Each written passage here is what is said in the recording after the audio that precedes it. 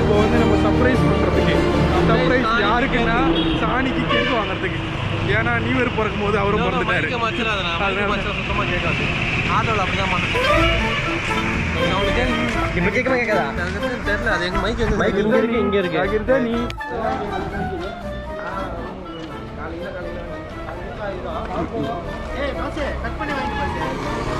ஆளு ஒரு